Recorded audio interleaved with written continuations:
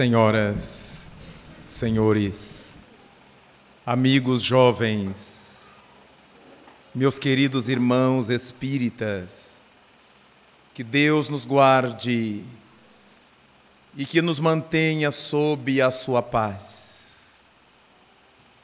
Era uma tarde quente no Império Romano.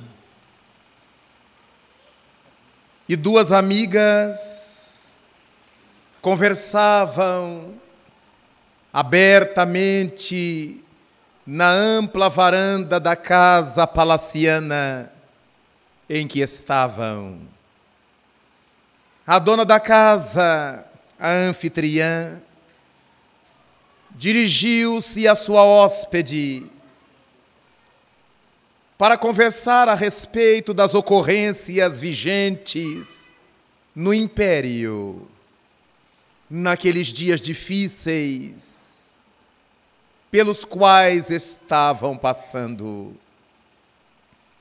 Miriam, disse a dona da casa à sua hóspede, por acaso tu tens tomado notícia a respeito das últimas ocorrências do nosso império? Não, senhora, respondeu-lhe a amiga. Miriam, acaso tu não tens sabido de que os deuses estão enfurecidos com Roma, desde que a praga maldita dos seguidores do crucificado se abateu sobre nós?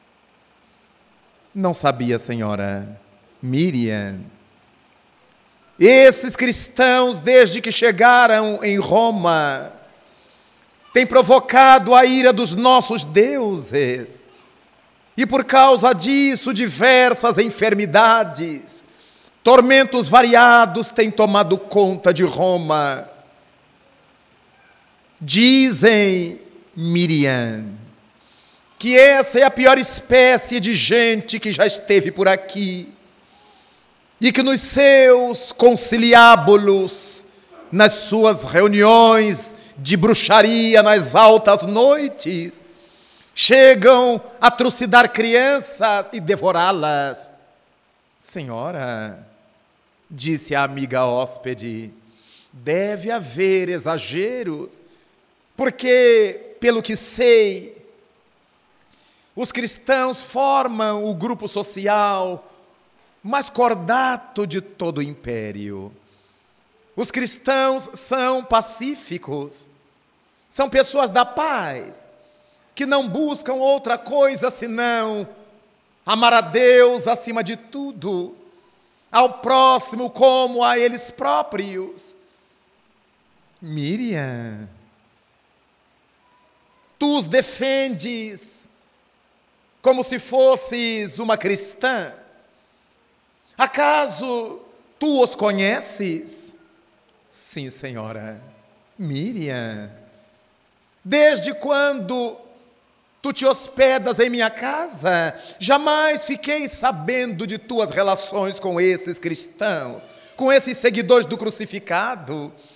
Quer dizer que tu conheceste ao seu líder? Conheceste a esse Jesus? Sim, senhora. Miriam, mas quando tu o conheceste, tu já eras... Sim, senhora, eu já era paralítica. Miriam, e esse Jesus ao qual tu defendes não te curou da paralisia? Não, senhora. Miriam, eu não entendo como é que tu o admiras se ele não te conseguiu curar. Senhora, acaso desejas que eu te conte como é que conhecia Jesus? Sim, Miriam, gostaria.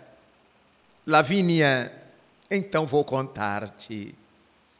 Eu era muito jovem, adolescente, cantora, musicista, entoava minha voz como uma cotovia. Eu cantava com tamanha mestria que os pássaros silenciavam, os ventos paravam de soprar para ouvirem minha voz.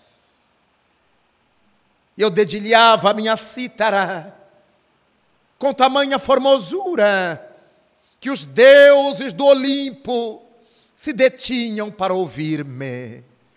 Preparava-me para o torneio de música e canto de Cesareia de Felipe. E enquanto me preparava, gorjeando a cada manhã, preparando minha voz, meus meneios vocais, minha música, minha cítara, o tempo se passava demoradamente e eu desfrutava da minha juventude em abril. Até o dia, Lavínia, em que o dia amanheceu, abri os olhos e quando intentei levantar-me da cama, não pude fazê-lo. Não senti as minhas pernas. Percebia que alguma coisa muito estranha se passava comigo. Chamei os meus pais, vieram meus irmãos e puderam constatar que eu não me podia levantar. Os médicos foram chamados um após outro e ao longo dos dias que se passaram, cada médico dava o mesmo diagnóstico. Eu estava totalmente paralítica das pernas, sem possibilidades de alcançar a cura. E eu mergulhei num tormento interno sem dimensão.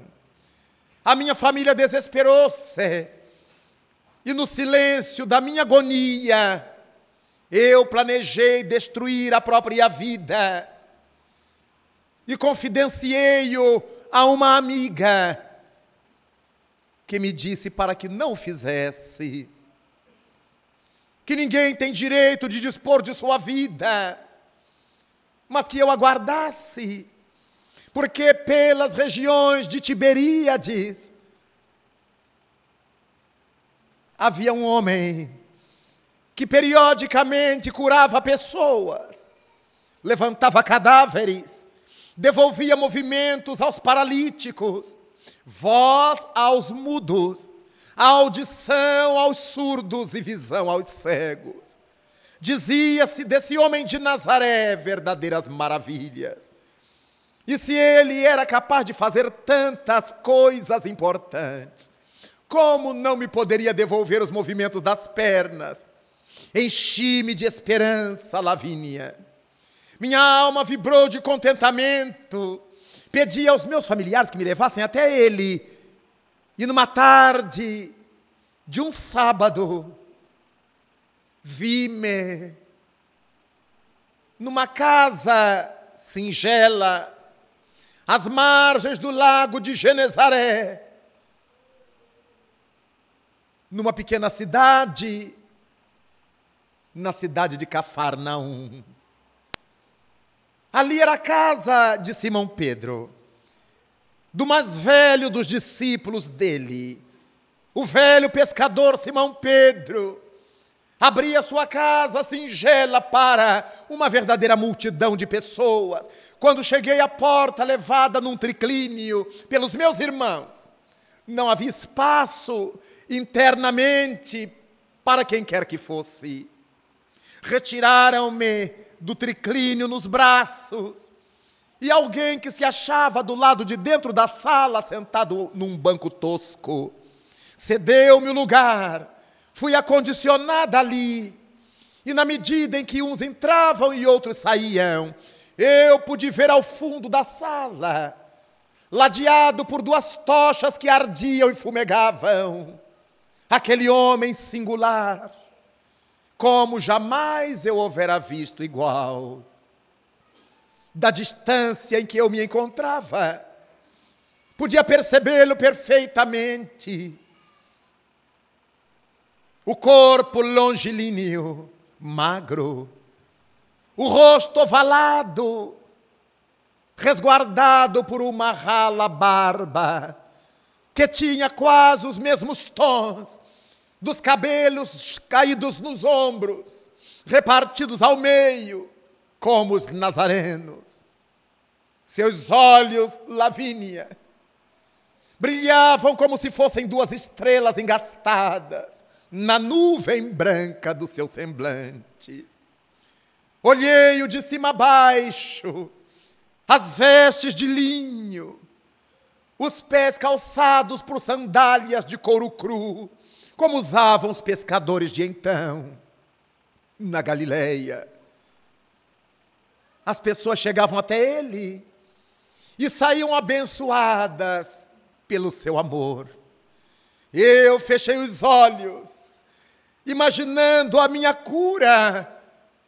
Criaturas que saíam perfeitas depois de haverem chegado paralíticas, cegos que tinham devolvido a visão, e tantos outros infelizes que saíam dali saltitantes de ventura depois do contato com ele. Eu fechei os olhos e imaginei-me no torneio de Cesareia. Sim, ainda daria tempo de treinar. E quando abri os olhos, abri-os, porque escutei uma voz, mansa como o sussurro da brisa, e forte como o trovão, de alguém que falava diante de mim. Era ele, saíra de onde se achara, e viera até mim, e tocando-me num dos ombros, chamou-me, despertando-me do meu letargo, da minha viagem mental. Miriam, oh Miriam. E eu abri os olhos, assustei-me, emocionei-me com aquele homem diante de mim, e ele continuou: Miriam, a que vens? Que desejas, Miriam? Eu pensei na minha juventude, na floração dos anos, no torneio, na vitória para a minha cidade, nos troféus, e lhe respondi sem raciocinar: minhas pernas, Senhor. Dá-mas de volta. Devolve minhas pernas, meus movimentos, e eu serei agradecida para todo sempre. Eu serei a pessoa mais feliz do mundo. Dá-me as pernas, Senhor. Depois de enunciar o meu desejo, percebi a tristeza estampada no seu olhar. E ele olhou através da janela aberta atrás de mim, como quem confabulasse com os céus distantes, que aquela hora, no fim da tarde, já mostravam as primeiras estrelas que brilhavam ao longe. E voltando-se a mim, respondeu-me: Miriam, oh Miriam, as pernas não te serão tão importantes. Eu te darei algo muito melhor. Eu te darei algo melhor.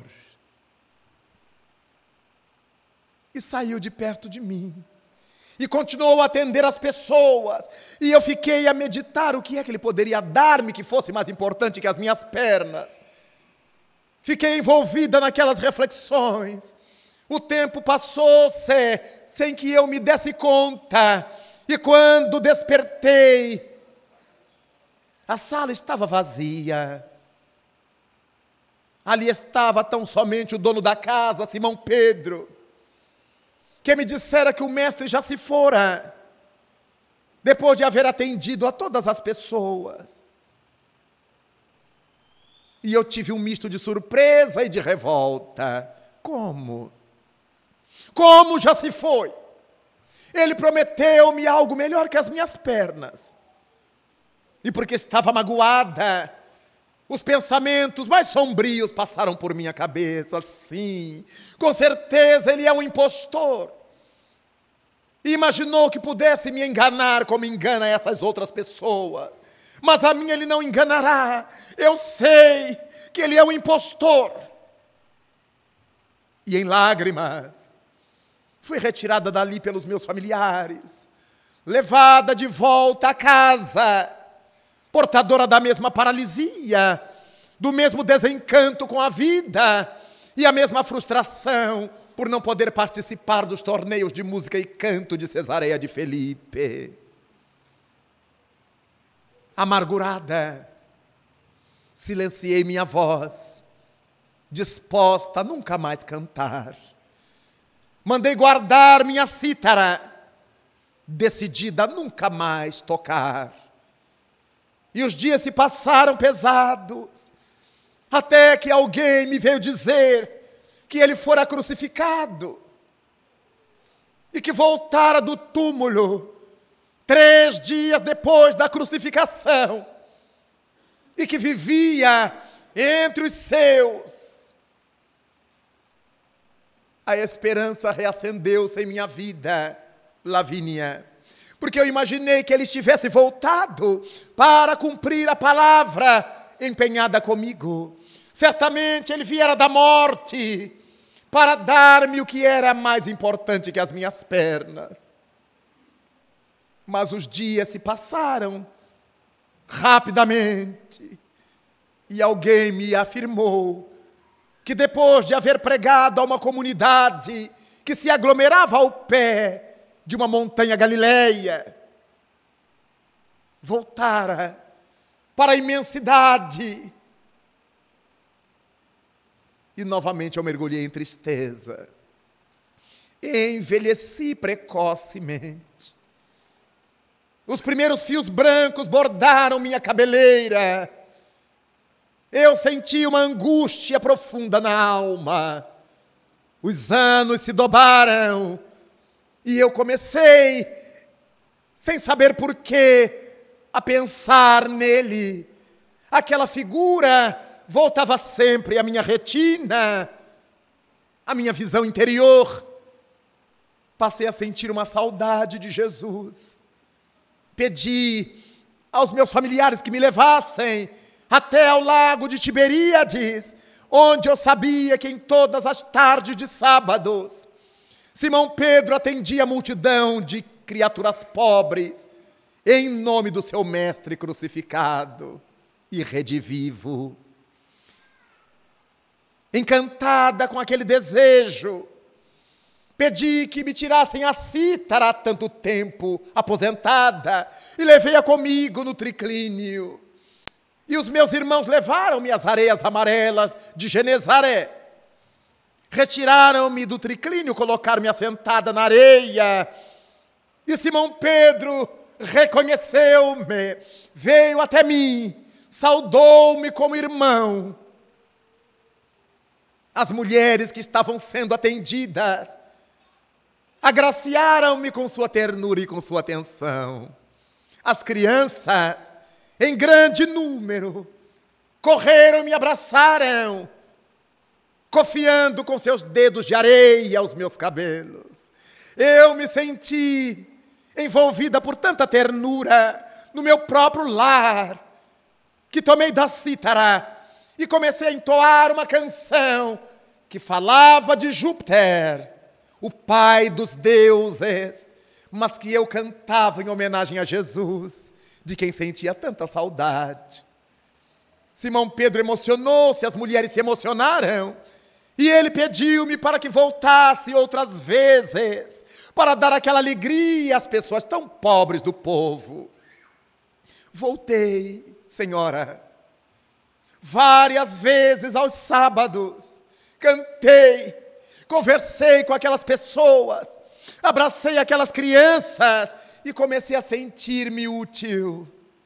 O que eu fazia era a complementação do trabalho de Simão Pedro.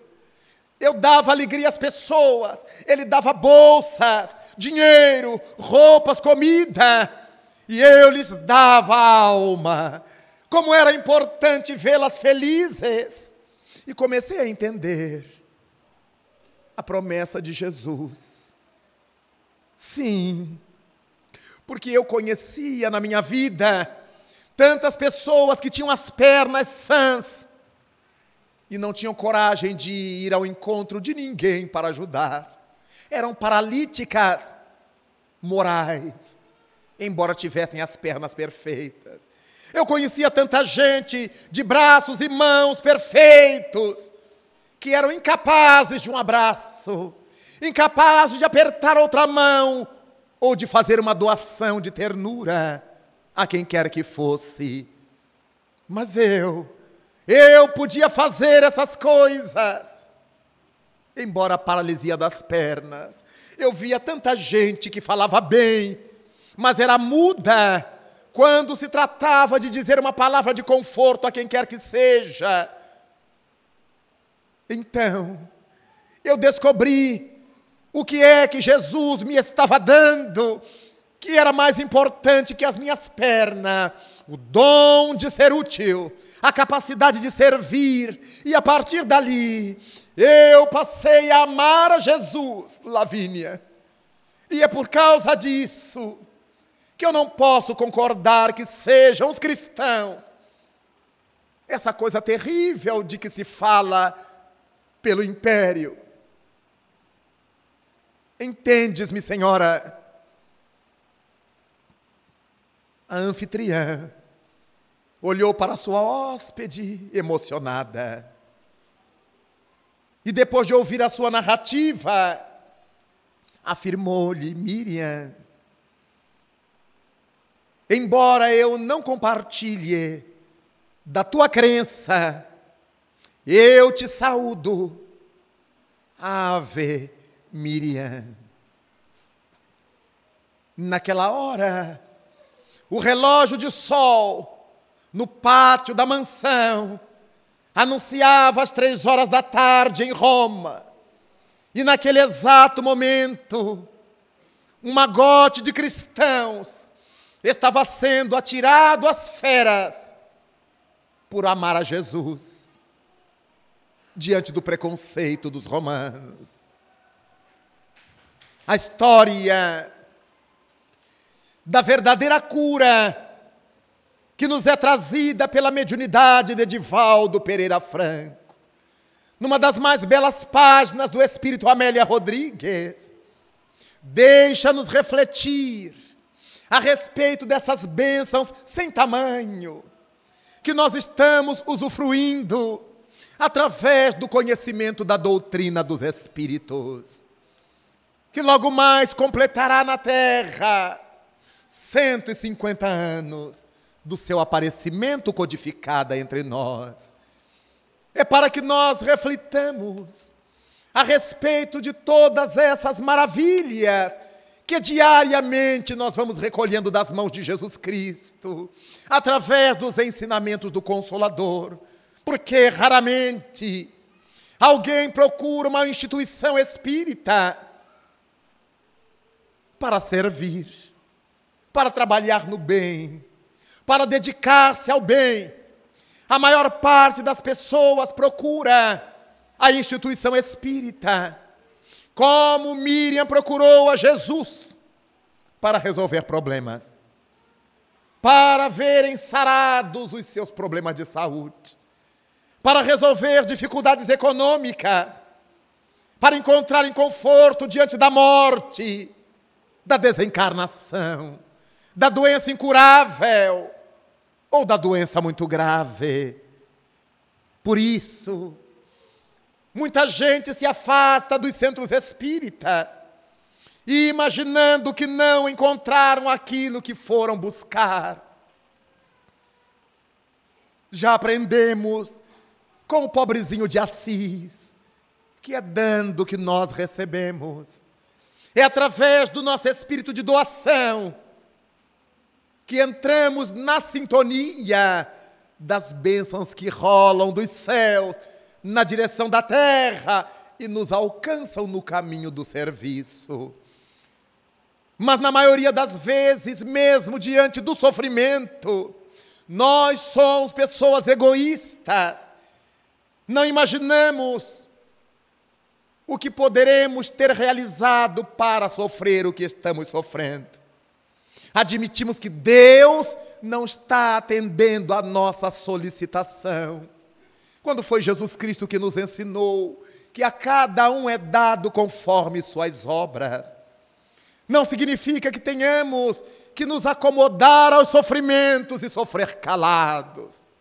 Poderemos buscar a medicina da terra, o socorro da psicologia humana, da psicanálise, o socorro da crença, da fé, o apoio da mediunidade socorrista, mas com a certeza indobrável de que Deus sabe o que é melhor para as nossas vidas. Muitas vezes, enquanto estamos procurando a saúde do corpo, a saúde para o lado de fora, continuamos doentes do lado de dentro. E por causa dessa doença do lado de dentro, não conseguimos ajustar a saúde do lado de fora. Porque a doença que se instala no corpo não é senão o reflexo da doença que nos tinge a alma com cores escuras. O corpo físico é a estação terminal das energias que brotam do nosso íntimo para fora. A última camada que essas energias encontram é o corpo físico. Mas as nossas doenças, elas nascem no íntimo e vão viajando para fora. E é por isso que elas costumeiramente se instalam no corpo físico, que é a última instância, é a última capa, é a última casca. E nós só passamos a registrar essa mazela, essa enfermidade, quando ela chega do lado de fora. Enquanto ela está por dentro, nós somos tidos por pessoas normais.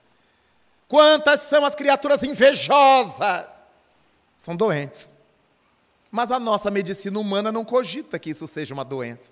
Quantas são as pessoas egoístas, agressivas, violentas, maledicentes?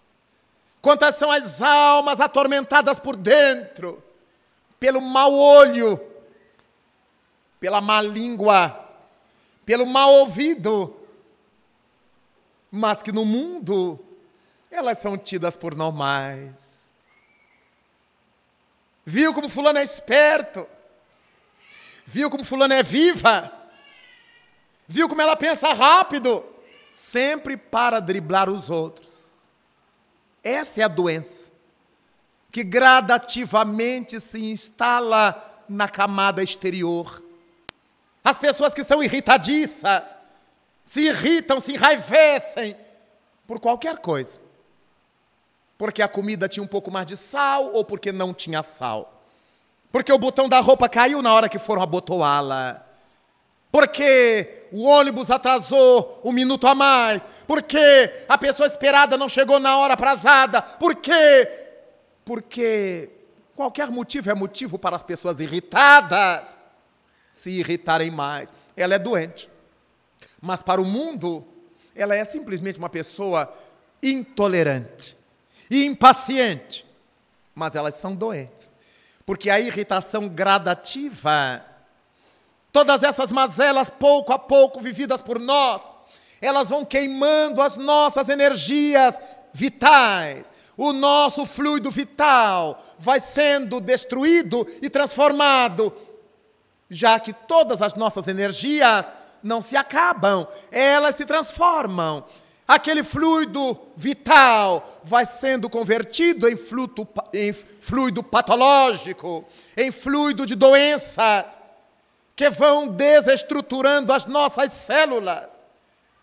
E as nossas células são mantidas basicamente pelo equilíbrio químico que elas têm entre as soluções de sódio e de potássio. Na medida em que a nossa energia bombardeia de forma negativa essas células, desequilibramos o sódio e o potássio delas. E elas, desequilibradas no seu crescimento, no seu processamento, crescem desbragadamente. E temos aí a célula cancerígena, ou a célula cancerosa. A substância que gera o câncer, cancerígena, é a nossa irritação, é a nossa fúria, é a nossa violência, é a nossa capacidade de odiar, é a nossa capacidade de não nos perdoar e nem perdoar aos outros. E vamos adoecendo o corpo físico, graças aos processos mentais.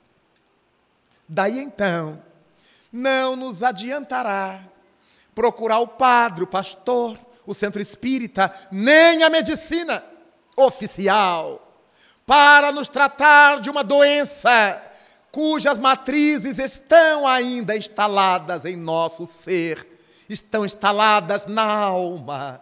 É por isto que, muitas vezes, sofremos uma cirurgia através da medicina oficial, da medicina formal. O médico nos retira parte de determinado órgão que está marcado por certa doença, fundamentalmente um câncer. Voltamos para casa ótimos. Fazemos o tratamento quimioterápico, radioterápico e os demais tratamentos que a medicina de hoje nos pode oferecer. Passamos um período ótimos e dali a pouco os médicos constatam que a doença voltou através das suas ramificações, que a medicina chama de metástases. Aquelas células doentes que escaparam do foco da doença e que através da corrente sanguínea se instalaram em outros lugares do nosso corpo. E ali, ao longo do tempo, elas foram se proliferando, se desenvolvendo, adoecendo aquelas outras partes do corpo. E nós nos perguntamos, mas como? É porque a medicina tirou o pedaço do tecido corporal, mas não pôde limpar a alma doente. Não existe ainda um aspirador fluídico para retirar o fluido envenenado que nos encharca a alma. Então, os médicos tiram aquele pedaço que estava lesado pela doença, mas por cima do corte nascerão outras células. O corte é sarado, mas a energia que alimenta aquelas células continuam sendo as energias envenenadas que a alma ainda não jogou fora. A criatura chega do hospital e já está enfurecida, porque a empregada não deu o chá na hora certa, a comida na hora certa, porque o marido não atendeu na hora certa, porque a mulher não estava ao seu lado na hora certa, porque os filhos não vieram visitá-lo, mostrando que não está curado do problema. Ele perdeu um pedaço do organismo, mas aquelas energias que causaram o problema no organismo perdido continuam lá na sua intimidade. Se isso ocorre nos tratamentos que fazemos com a medicina formal, também ocorrerá com qualquer tipo de terapia. Chegamos no centro espírita, os médiuns nos aplicam passes, transformados em braços e mãos de Cristo, retirando a tormenta de nossas vidas. Mas retiram aquele fluido envenenado daquele momento, mas a fonte geradora do fluido envenenado continua dentro de nós, porque nós não mudamos de caráter, nós não mudamos de temperamento, nós não modificamos a maneira de ser, e deste modo, dali a pouco nós estamos com tudo ruim outra vez. Ah, não adianta ir ao centro, eu tomo passe o ano inteiro, eu estou sempre assim. Não é que eu estou sempre assim, eu sou sempre assim. Então não há passe que resolva, porque eu preciso entrar na sintonia das estrelas, para que eu me encharque do seu brilho. Se as estrelas me iluminam, mas eu estou com uma carapaça impermeável à sua luz, elas continuam brilhando sobre mim, e eu continuo opaco na minha realidade.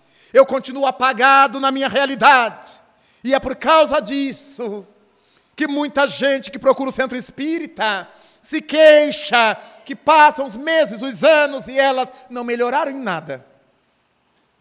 Porque não é o tratamento do centro espírita que nos melhora, é o nosso tratamento espiritual, é a nossa automedicação evangélica, é a aplicação sobre nós mesmos daquilo que nós aprendemos na doutrina espírita, que gradativamente vai modificando o nosso fluido, vai transformando nossas energias.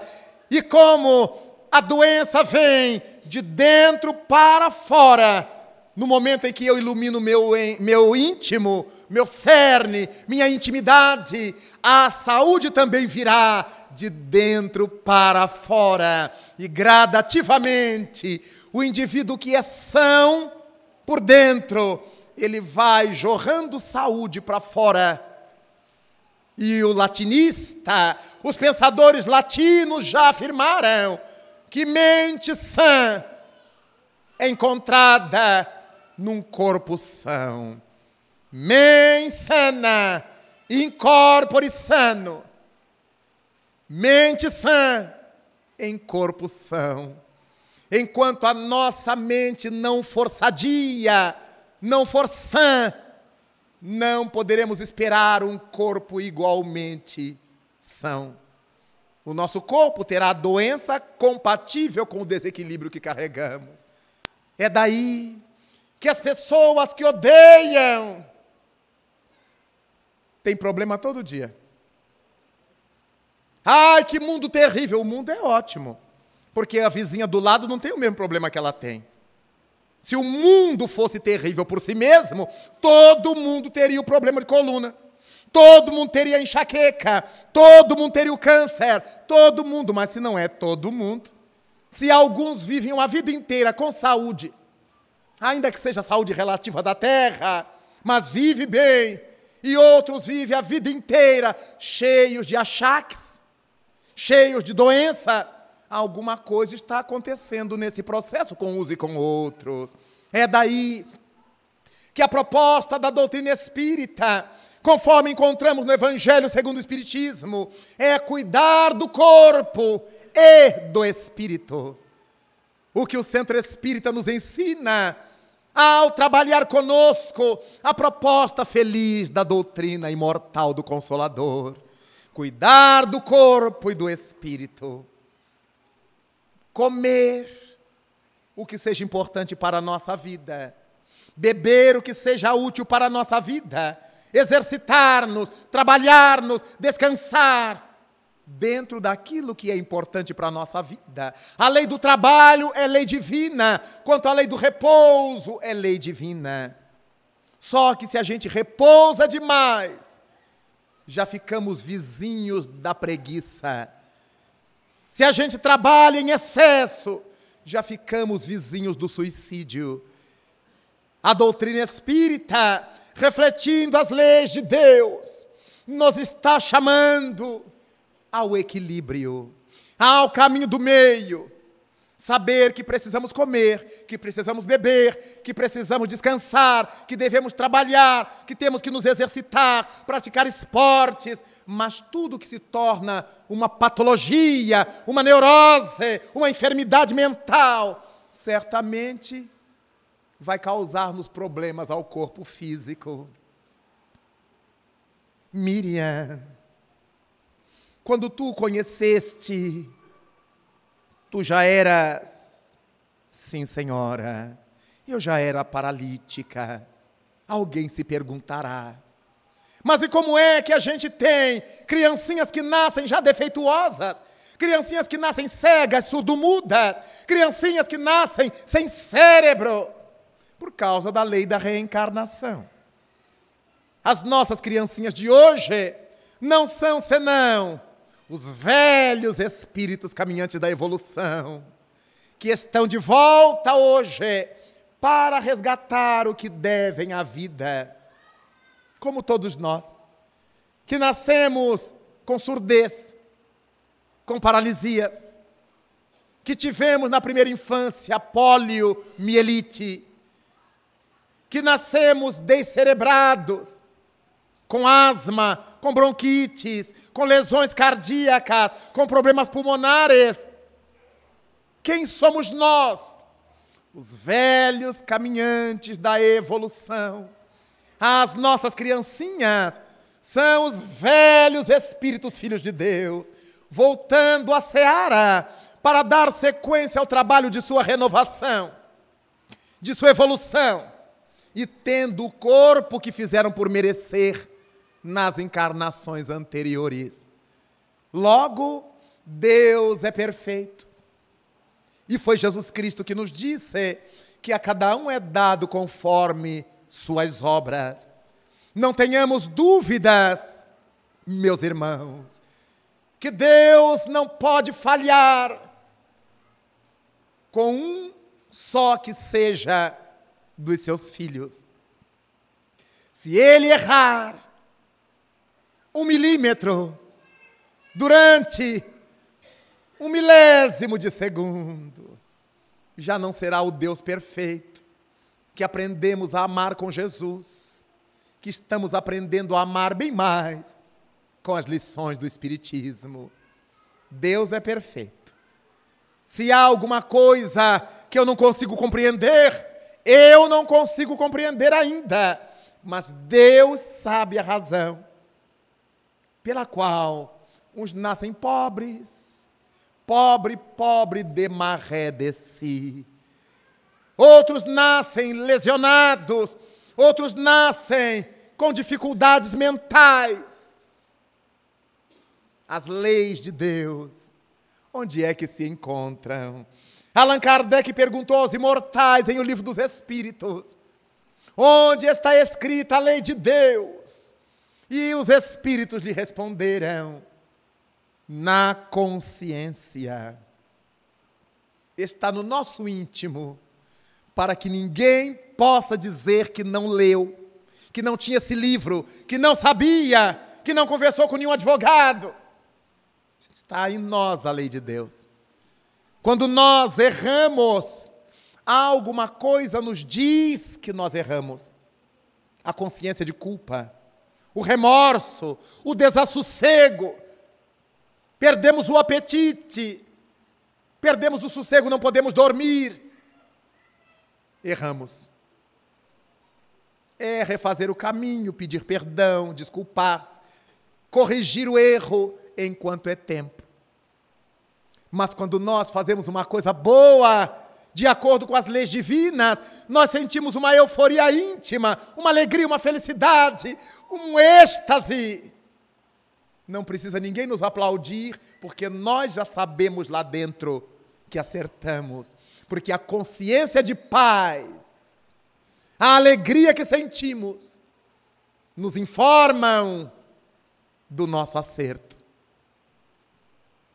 Miriam, quando tu o conheceste, tu já eras, sim, senhora, eu já era paralítica. E ele não te curou, Miriam? Não, senhora. Também isso acontece conosco. Chegamos ao centro espírita, depois de ter passado pelo médico, pelo curandeiro, pelo psicólogo, pelo padre, pelo pastor. A última saída é o centro espírita, que o povo diz que é coisa do demônio, mas na última hora é para lá que o povo corre. Chegamos ao centro espírita e queremos um milagre. Milagre que não exigimos do médico, milagre que não exigimos do padre, nem do pastor, nem do pai de santo. Agora nós queremos do Espiritismo um milagre. Se eu ficar bom, eu me torno espírita, como se fosse o Espiritismo que precisasse da gente. como se fosse o remédio que precisasse do doente. Mas nós somos tão presunçosos que fazemos esse tipo de promessa sendo nós os necessitados. Se eu ficar bom, aí eu agrado a Deus. Aí Deus nos mostra que a gente vai ter que trabalhar e não vai ficar bom coisa nenhuma. Porque nós nos tornamos espíritas e o que vamos resolvendo é a nossa obsessão. E isso nós vamos resolvendo. Vamos ficando pessoas mais lúcidas, menos temperamentais, mais cordiais, um pouco mais tolerantes, um pouco mais compreensivas. Vamos ficando. Tudo aquilo que é do mundo espiritual, que os espíritos podem nos aliviar, eles nos vão aliviando, mas continuamos com a mesma paralisia. Só que antes eu me revoltava, me deprimia. Agora eu entendo que há uma razão de ser para que eu tenha a paralisia. Eu continuo tendo as minhas enxaquecas, mas antes eu me revoltava, eu não queria ver ninguém. Agora eu estou com enxaqueca e vou para o trabalho, e vou para o centro e atendo todo mundo. Tomo meus remédios, meus ormigrenzinhos. E continuo servindo no bem, porque agora eu sei que Deus não erra. E se eu carrego a minha enxaqueca, há uma razão que eu começo a desconfiar qual seja, pelo que eu sou hoje, pelo que brota hoje em minha intimidade. Eu imagino que eu não era no passado. O que é que não brotava em mim num passado em que eu era mais feroz? Eu vou trabalhar no bem, mas meus problemas familiares continuam os mesmos. O marido continua bebendo, a mulher continua ciumenta e tresloucada, mas a nossa visão para atender a esse e aquela já é outra visão. Já consigo exercitar a tolerância e ajudar essa companheira atormentada e ajudar esse companheiro atormentado. Vejamos, os problemas são os mesmos. Modifica-se a nossa maneira de encará-los. Antes, nós queríamos nos suicidar. Se continuasse a minha vida, eu dou um jeito nela. Depois que conhecemos Cristo, através das lições espíritas, já começamos a dar um jeito na nossa vida, modificá-la. Entendemos as pessoas atrapalhadas à nossa volta, porque começamos a cogitar das nossas próprias atrapalhações. Passamos a perdoar as pessoas que erram contra nós, porque aprendemos a perdoar os nossos próprios erros. Quantas são as pessoas que dizem, eu não podia errar, eu não podia errar. Por que não podia? Se nós estamos no mundo de provas e expiações. Era o orgulho. Não é que eu não podia errar, é que os outros não podiam saber que eu errei. O meu desespero não é porque eu cometi um erro, é porque todo mundo ficou sabendo que eu não sou perfeito. É porque todo mundo percebeu que eu cometi o erro. É porque as pessoas ficaram sabendo do meu erro. Então isso não é virtude, é orgulho. O meu orgulho não gostou nada da minha máscara ter caído e as pessoas terem me visto como realmente eu sou. Daí tantos se matam. Não é porque erraram, é porque a imagem que passavam e que queriam manter se desmoronou. A doutrina espírita nos vai ensinando diferente. Neste mundo, todos nós cometemos equívocos, todos nós erramos, mas a grande magia da questão é não continuar a errar na mesma coisa, é não se acomodar ao erro justificando. Houve uma época, quando eu era muito jovem, que eu passei a viver uma tormenta quase esquizofrênica. Porque eu já era espírita, eu já pregava a doutrina espírita no âmbito do meu estado, no redor do meu estado, e achava que eu já tinha que ter virtudes que eu ainda não tinha. E comecei a me deprimir, a ficar triste. Amanhecia e me encontrava chorando. Já acordava chorando. Claro que não era uma coisa normal. Numa dessas manhãs, eu contava 19 anos, adolescente. Assentei-me na beira da cama e chorava copiosamente antes de abrir a porta do meu quarto. E um amigo espiritual se aproximou de mim. Muito jovem, muito querido, muito atencioso. Passou a mão sobre minha cabeça e me perguntou: Raul, por que você está assim? E mentalmente eu projetei para ele por que eu estava assim. E ele disse: não tem razão. Porque se você cair, é um sinal importante. É sinal que você estava de pé. Só cai quem está de pé. Cabe a você se levantar e ter mais cuidado para não cair na mesma coisa. Para que suas quedas continuadas não formem moça, onde seu corpo se acostume. Se você tropeçar, é um sinal importante. É um sinal de que você estava caminhando. Porque quem está parado não tropeça. E se você estava caminhando, bastará prestar mais atenção no caminho para não tropeçar nos mesmos obstáculos. Mas, na terra, meu amigo, todas as criaturas são passíveis de cometer erros. Todas são passíveis de se equivocar. Reaja positivamente, para que as sombras articuladas não se aproveitem do seu complexo de culpa e piorem a sua situação. Eu vou lhe dizer uma frase, Raul, para que você possa escrevê-la e colocá-la no lugar onde possa ler todas as manhãs, antes de sair de casa. Eu apanhei papel, a caneta, e o Espírito me disse a seguinte frase: eu não sou digno de ser chamado apóstolo, mas pela graça de Deus eu já sou o que sou.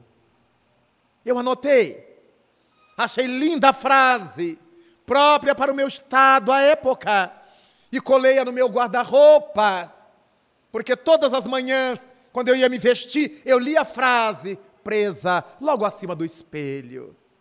Eu não sou digno de ser chamado apóstolo, mas pela graça de Deus eu já sou o que sou. Não é uma proposta de acomodação de Paulo de Tarso. É uma proposta de esperança. Eu já fui pior, já sou o que sou, e é óbvio que eu posso melhorar ainda mais para ser o que eu preciso ser, o que Deus espera que eu seja. Nenhum de nós se desespere quando cometer erros. Vamos trabalhar para não cometê-los. Mas no dia em que cairmos, cabe nos levantar, bater o pó e prestar mais atenção no caminho. Quando tropeçarmos, a mesma coisa. Mas nada de colocar na cabeça que nós somos infalíveis. Quantas são as pessoas que me dizem assim: ah, meu irmão Raul, eu sou espírita. Espírita não tem raiva, não. Como não tem?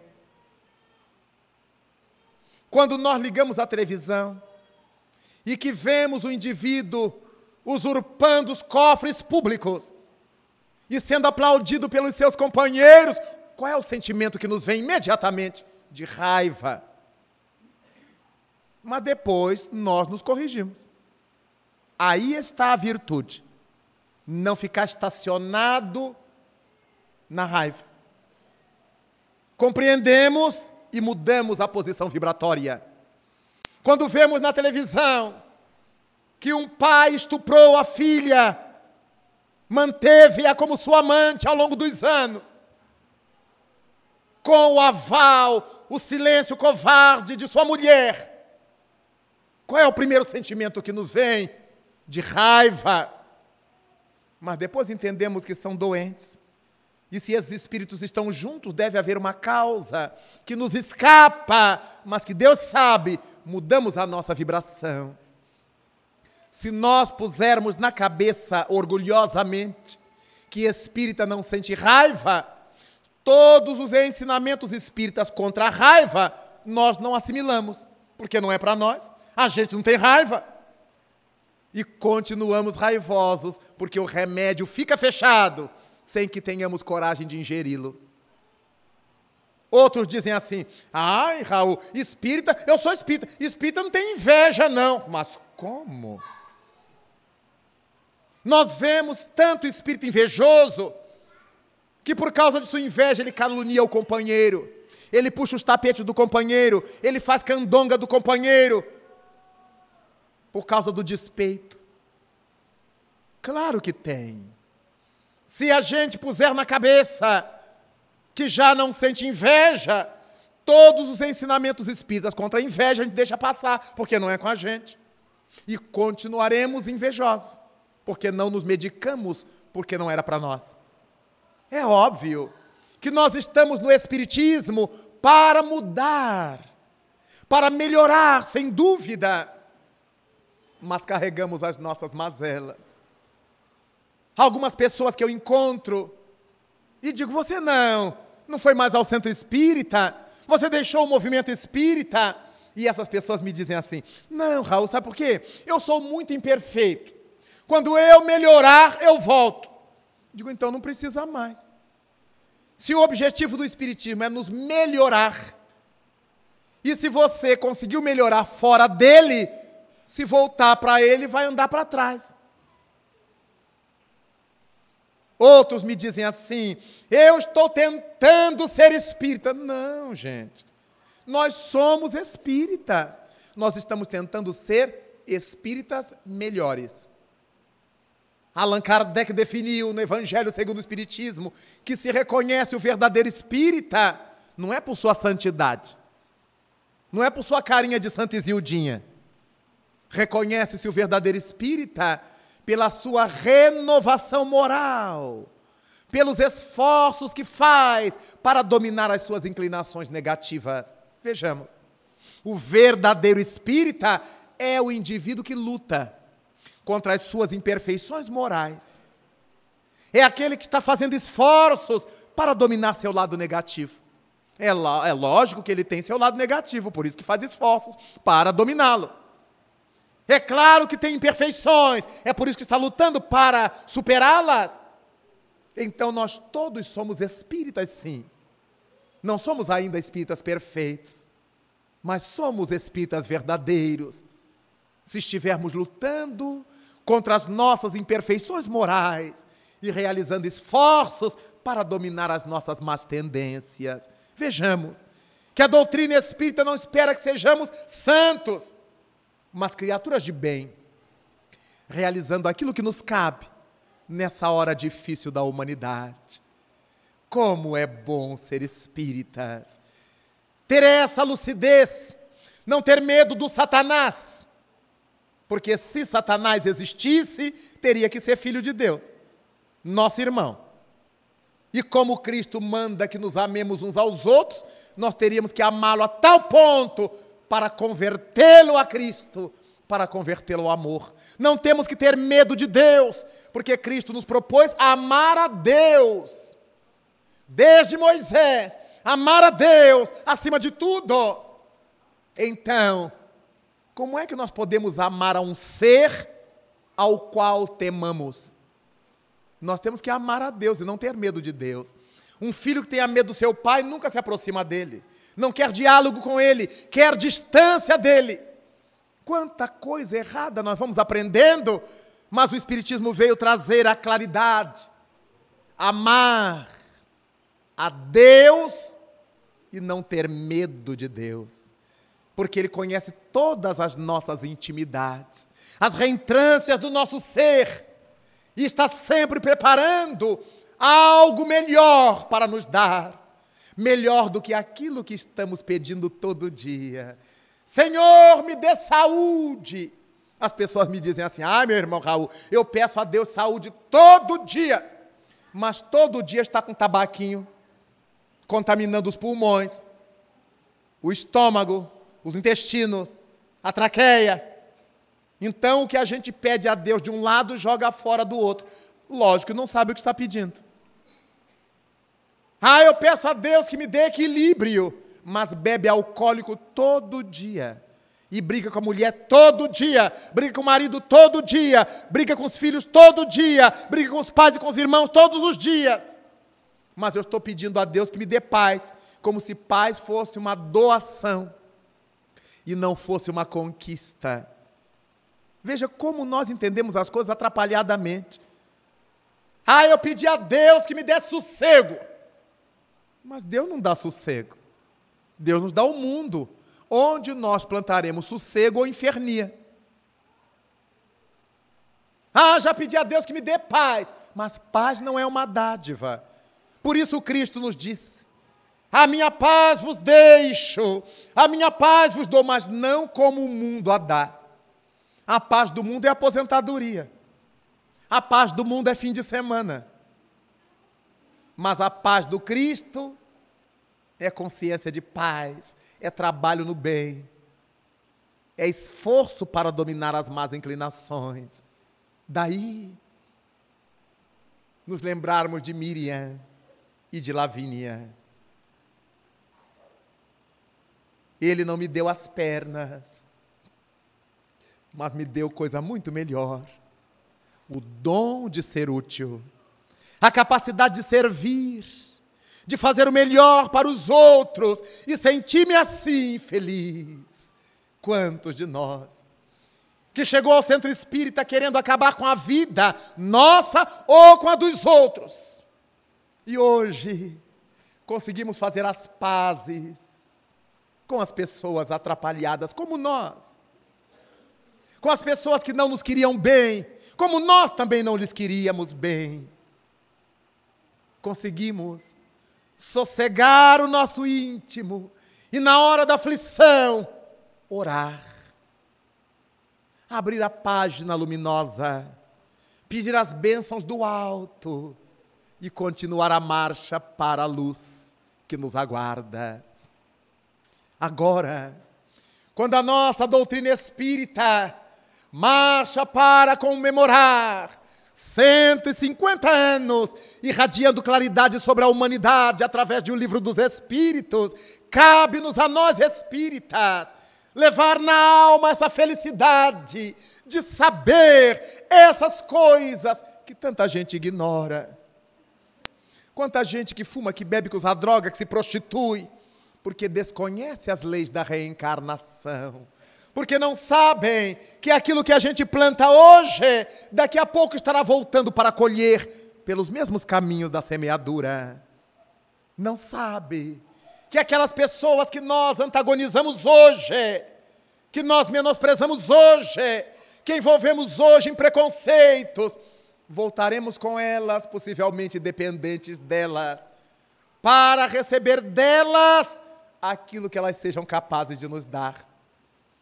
E se não cultivamos coisas boas no seu coração, inconscientemente elas descarregarão esse sentimento sobre nós. Mães, pais, que largam seus filhos nos matagais enrolados em plásticos.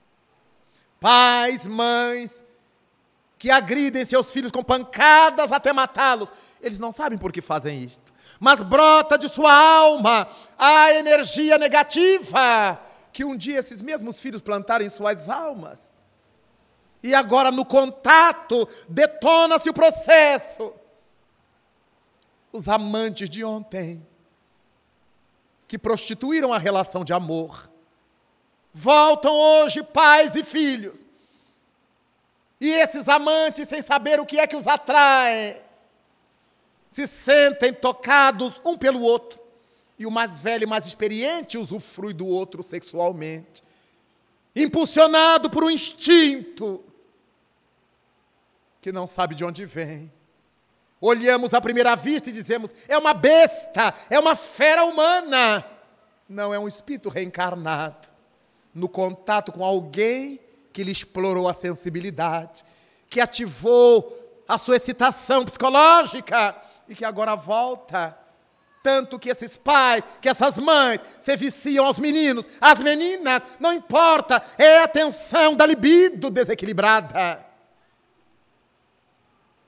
Como maridos agridem esposas, como esposas agridem maridos, o passado inconsciente que jorra, porque a cada um é dado conforme suas obras.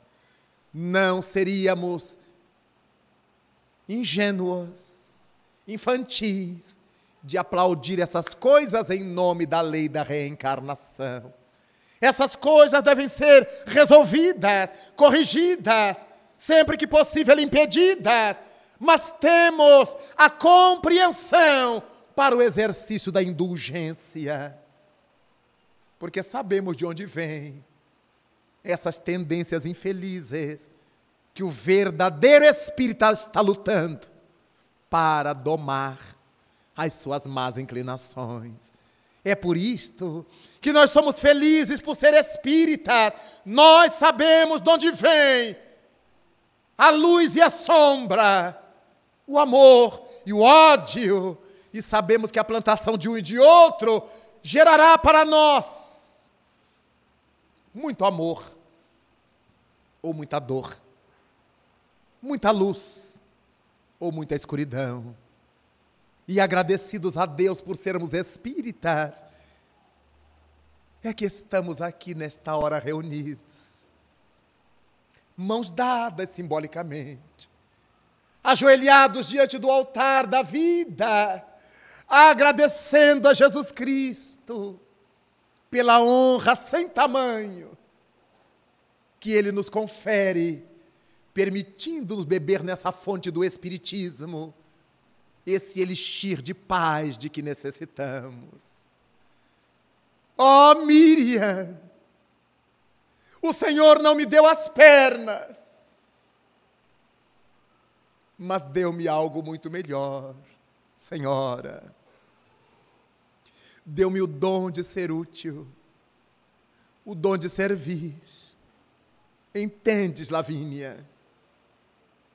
Embora não compartilhe a tua fé, eu te saúdo, Miriam. Salve cada qual de nós. Dentro de sua alma, analisando o que o trouxe ao Espiritismo, o que o mantém no Espiritismo, agradeceremos a Deus pela honra imensa de nos encontrarmos com Jesus de Nazaré, por essas estradas do Consolador, e emocionados, apaixonados pelo nosso ideal, seremos capazes de dizer: Pai nosso que estás nos céus, na luz dos sóis que brilham nos infinitos, Pai amoroso e bom, de todos os seres aflitos, que gemem, que se debatem, que se estertoram neste mundo de dores e de escarcéus. Santificado, Senhor, seja o teu nome sublime, nome que em todo o universo exprime ternura, concórdia, misericórdia, que exprime amor. Venha ao nosso coração, Senhor, o teu reino de bondade, reino de paz, reino de claridade, nessa estrada augusta que nos leva à perfeição. Cumpra-se o teu mandamento que não vacila, mandamento que não erra, seja nas engrenagens dos céus, seja nas estruturas da terra, onde ainda encontramos tanta dor, tanta mágoa, tanto sofrimento. Livra-nos, Senhor, de todo mal, mas dá-nos hoje o pão em nosso caminho. Permite que ele seja amassado com o trigo do amor, nas mãos, no carinho dos nossos benfeitores espirituais. Auxilia-nos também, para que em nossos deveres cristãos aprendamos a amar a todos os nossos irmãos, primordialmente aqueles que ainda se acham distantes do bem. Sob a proteção de Jesus, livra nossa alma do erro, nesse mundo de desterro distanciado da tua luz. Perdoa-nos, ó Pai, os erros escabrosos de passados tenebrosos de iniquidade e de dor, para que a tua ideal igreja, a igreja da revelação imortalista, a igreja da verdade, a igreja da fraternidade, possa realizar dentro de nós o altar venerando da mais expressiva caridade, para que dentro dele então se possa cumprir a vontade do teu inesgotável e santo amor, hoje e para sempre, Senhor. Muito obrigado, Pai de nossas vidas. Obrigado, Mestre amado de todos nós. Obrigado, Allan Kardec, pela codificação do Espiritismo. Muito obrigado, meus irmãos.